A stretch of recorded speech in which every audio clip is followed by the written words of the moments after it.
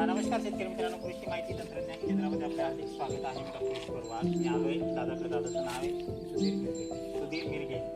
तर ॲक्च्युली 2 वर्षापूर्वी त्यांना हा पॉईंट दिला होता आणि आत्ता पुन्हा नवीन पॉईंट काढण्यासाठी मी या ठिकाणी आलो. तर दादाचं गाव आहे करमाळामध्ये खडकी तालुका करमाळा जिल्हा सोलापूर. तर 2 वर्षापूर्वी आपण त्यांना हा बोरचा पॉईंट काढून दिला होता आणि तिकडे विहिरीचा पॉईंट काढून दिला होता. तर बाबा, आता हा जो बोर घेतला 2 वर्ष झाले, कसा चालतो? मोटर किती इंची टाकली आपण?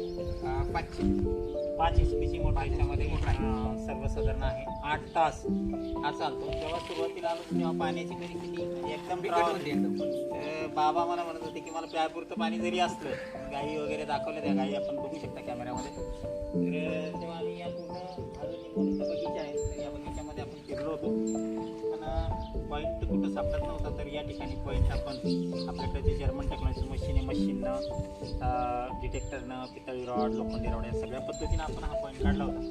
आणि 3 लाईन याला डिटेक्ट झालेल्या आहेत.